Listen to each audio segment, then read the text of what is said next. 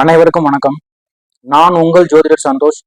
இன்னைக்கு கால சர்ப்ப தோஷம் எப்படி உங்களுடைய வம்சத்தை பாதிக்கும் அப்படின்றத பத்தி ஃபுல்லா சொல்றேன். ஆல்ரெடி கால சர்ப்ப தோஷத்தை பத்தி நான் சொல்லியிருக்கேன்.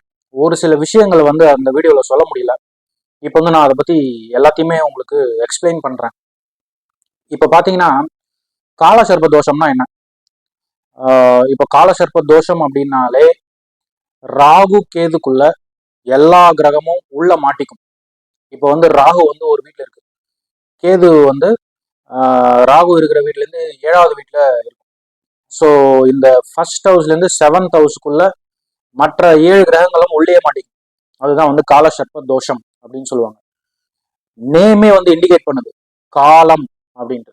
ஸோ எதுவுமே செய்யாம காலம் நேரம் வீணாக செல்லக்கூடிய அமைப்பு இது. ஸோ ஒரு சிலர் கால சர்ப்ப தோஷம் இருந்தாலும் கோட்டீஸ்வரர்கள் ஆகும். அது எப்படி? அதுவும் இதுக்கு ரீசன் இருக்கு. நான் ஒன்னொன்னா சொல்றேன். ஸோ ஃபர்ஸ்ட் உங்களுடைய வம்சத்தை பாதிக்கும் அப்படின்னா ராகு கேது 5-11 உட்காந்துருச்சுன்னு வச்சுக்கோங்களேன். இது பிள்ளைகளை பாதிக்கும். ஐ மீன் பிள்ளை பிறப்பதற்கு தாமதம், அப்புறம் திருமண தாமதம், குடும்ப வாழ்க்கையில நிறைய பிரச்சனைகள் உருவாகிறது. இந்த மாதிரி விஷயங்கள்லாம் நடக்கும் 5-11 சம்மந்தப்பட்டு. இப்போ உங்களுடைய மைண்ட் ரொம்ப கன்ஃபியூஸ் ஆகுதுன்னு வச்சுக்கோங்களேன். அதுக்கு ரீசன் பாத்தீங்கன்னா ராகு கேது 4வது வீட்டுல அப்புறம் 10வது வீட்டுல உட்காந்துருச்சு அப்படின்னா உங்களுடைய மைண்ட் கன்ஃபியூஸ் ஆயிரும். இதுக்கு ரீசன் பாத்தீங்கன்னா 4th ஹவுஸ் உங்களுடைய கான்சியஸ் மைண்ட் அப்படின்னு சொல்லுவோம். ஸோ உங்களுடைய மனநிலை கண்டிப்பாக பாதிக்கப்படும். அதனால லைஃப்ல உங்களால சரியான ஆக்ஷன்ஸ் எடுக்க முடியாது. இந்த 4-10-5-11 ராகு கேது இருந்துச்சு அப்படின்னா கால சர்ப்ப தோஷம் ஆயிடுச்சு, இதுக்குள்ள ராகு கேதுக்குள்ள எல்லா கிரகமும் உள்ள மாட்டிடுச்சு அப்படின்னா லைஃப்ல உங்களால சரியான டெசிஷன் எடுக்க முடியாது. திருமண வாழ்க்கையை பாதிச்சிரும் ஃபர்ஸ்ட். அப்புறம் குழந்தை பேர் இல்லாம போயிடும். ஒரு சிலருக்கு கல்யாணமே ஆகாம கூட போயிடும். அந்த மாதிரி கூட நடக்குது. இந்த டிகிரி எல்லாம் பாத்தீங்கன்னா ராகு கேது எந்த நட்சத்திரத்துல இருக்குது அப்படின்னு பாத்தீங்கன்னா அது கடுமையான பாதிப்பு உருவாக்கிடுது. ஆனா இதுல ஒரு பாசிட்டிவ் பாயிண்ட் என்ன அப்படின்னா உங்களுக்கு 36 இயர்ஸ் ஆஃப் ஏஜ் வரைக்கும், 36 வயசு வரைக்கும் பிறப்பு ஜாதகத்துல இருக்கக்கூடிய ராகு கேதுக்கள், கோச்சாரத்துல வரக்கூடிய ராகு கேது பிறப்பு ஜாதகத்துல இருக்கக்கூடிய ராகு கேதுக்களை தொட்டுட்டு வெளியில வந்துடணும். அப்படி வரும்போது உங்களுக்கு அந்த இல் எஃபெக்ட்ஸ், கெடு பலன்கள் கண்டிப்பா ரிலீஸ் ஆகும். அதே மாதிரி ராகு இந்த 2வது வீடு, அப்புறம் 11வது வீடு, 5வது வீடு, அப்புறம் 8வது வீடு, இந்த மாதிரி வீட்டுல இருக்கும்போது ராகு பொருளை குறுக்கக்கூடிய ஒரு கிரகம். நம்மளுடைய வாழ்க்கை தேவைகளை பூர்த்தி செய்யக்கூடிய ஒரு கிரகம். வெல்த்தையும் சிக்னிஃபை பண்ணுது. ஸோ 36 இயர்ஸ் ஆஃப் ஏஜுக்கு மேல ராகுவால ஒரு கோட்டீஸ்வர யோகத்தை கொண்டு வர முடியும் அப்படின்னு சொல்லிடலாம். ஆனா ஃபர்ஸ்ட் 36 இயர்ஸ் ஆஃப் ஏஜ் வரைக்கும் உங்களால எந்த ஒரு விஷயத்த நீங்க எடுத்து செய்றீங்க, செயல்படுறீங்க அப்படின்னா அது ஃபெயிலியர்லயே முடியும் அப்படின்னு சொல்லிடலாம். அதே மாதிரி கேதுவால கோட்டீஸ்வர யோகம் கொடுக்க முடியுமா அப்படின்னா கண்டிப்பா முடியும். ஆனா கேதுவால தனியா முடியாது. கேது கூட குரு சம்பந்தப்படும்.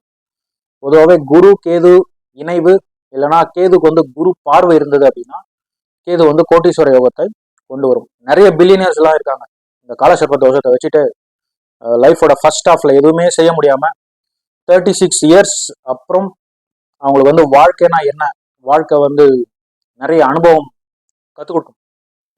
அதை கத்துக்கிட்டு அப்புறம் 36 இயர்ஸ்க்கு அப்புறம் 36 வயசுக்கு அப்புறம் அவங்களோட முன்னேற்றம் அசுர வேகத்துல இருக்கும். ஒருவேளை 36 இயர்ஸ்ல ராகு தசை வந்துச்சு அப்படின்னா அது கொஞ்சம் கெடுத்துரும். அதுக்கப்புறம் திரும்ப ராகு தசை முடிஞ்சாதான் அதெல்லாம் சரியாகும் அப்படின்னு சொல்லிடலாம். அதே மாதிரி இந்த கால சர்ப்ப தோஷம் இருக்கிறவங்களுக்கு ராகு தசையோ கேது தசையோ நடந்தா அதனுடைய எஃபெக்ட்ஸ் ரொம்ப பயங்கரமா இருக்கும். எப்படி சொல்றதுன்னா ரொம்ப குடும்பத்துல நிறைய தகராறுகள், சொத்து பிரச்சனைகள், வம்பு வழக்குகள், எதுவுமே இல்லாம சும்மாவே உட்காந்துட்டு இருக்கிறது, தாமத திருமணம் ஆகுறது, அதே மாதிரி திருமணம் ஆவாமலே நின்று போயிருக்கு. இந்த மாதிரி விஷயங்கள்லாம் வந்து நிறைய நடந்திருக்கு, நான் பார்த்துருக்கேன். இதுக்கு வந்து என்னதான் வழி அப்படின்னா, நீங்க ஆன்மீக விஷயத்துல வந்து உங்களுடைய மைண்டை வந்து செலுத்துனீங்க அப்படின்னா இது வந்து கொஞ்சம் கட்டுப்படும், கொஞ்சம் தான் கட்டுப்படும். ஆனா தோஷம்ன்றது கண்டிப்பா அது வந்து தோஷம். அந்த கிரகம் வந்து பழி வாங்காம விடாது. இது வந்து பூர்வ ஜென்ம சாபம் அப்படின்னு சொல்லுவாங்க. 4, 5 இந்த 2 வீடுகள்ல வந்து ராகு கேதுக்கள் இருக்கிறது வந்து முன்னாடி ஜென்மத்துல வந்து பாத்தீங்கன்னா இந்த பாம்பை அடிச்சிடுறது, பாம்பை வச்சு தொழில் பண்றது, பாம்பை வந்து ரொம்ப கொடுமைப்படுத்துறது, கர்ப்பிணி பாம்புகளை வந்து கொல்றது, இந்த மாதிரி விஷயங்களை வந்து கடுமையான புத்திர தோஷங்களை உருவாக்கி குழந்தை பேர் வந்து இல்லாம பண்ணிடுறது, இந்த மாதிரி விஷயங்கள்லாம் வந்து நடக்கும். அதே மாதிரி பெண்கள் விஷயத்துல கன்னி சாபம் கிடைச்சிடும்.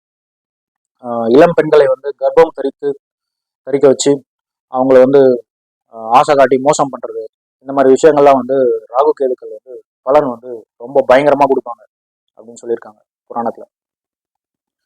அதனால வந்து உங்களுடைய ஜாதகத்தை ஆராய்ச்சி பண்ணி பாருங்க. காலசர்ப்ப தோஷத்துக்கு வந்து பெஸ்ட் ரெமிடிஸ் வந்து பண்ணுங்க. நான் வந்து பெஸ்ட் ரெமிடிஸ் ஒன்று போட்டிருக்கேன். அது வந்து நான் இந்த வீடியோ எண்ட்ல வந்து என் கார்டில் போட்டுறேன். நீங்க வந்து அதை பார்த்து தெரிஞ்சுக்கோங்க. அதே மாதிரி நாக பிரதிஷ்டை பண்ணுங்க, காளஹஸ்தி போயிட்டு வரலாம், அப்புறம் வந்து திரு நாகேஸ்வரம் போயிட்டு வரலாம். இதெல்லாம் வந்து அந்த காலசர்ப்ப தோஷத்துடைய இல் எஃபெக்ட்ஸ் வந்து அட்லீஸ்ட் ஒரு 50% வந்து கம்மி பண்ணும். பாருங்க, உங்க ஜாதகத்தை ஆராய்ச்சி பண்ணி பார்த்துட்டு எப்படின்னு வந்து நீங்க முடிவெடுத்துக்கோங்க. நீங்க நம்ம சேனலுக்கு நியூ அப்படின்னா சப்ஸ்கிரைப் பண்ணுங்க, லைக் பண்ணுங்க, கமெண்ட் பண்ணுங்க, ஷேர் பண்ணுங்க. உங்களுக்கு ஆஸ்ட்ராலஜி கன்சல்டேஷன் வேணும் அப்படின்னா வாட்ஸ்அப் பண்ணுங்க. அப்புறம் வந்து நான் கோஷாலா அமைக்கிறதுக்காக க்ரௌட் ஃபண்டிங் பண்ணிட்டு இருக்கேன். நான் வந்து கீழே லிங்க்ல வந்து அந்த லிங்க்ல வந்து டிஸ்கிரிப்ஷன் கொடுக்குறேன். அப்புறம் வந்து என்னோட யூபிஐ நம்பரும் கொடுக்குறேன். உங்களுக்கு எப்படி கம்ஃபர்டபுளா இருக்கோ அதில் வந்து நீங்க டொனேஷன்ஸ் கொடுக்கலாம். ரொம்ப ரொம்ப நன்றி. வணக்கம். குருவே சரணம்.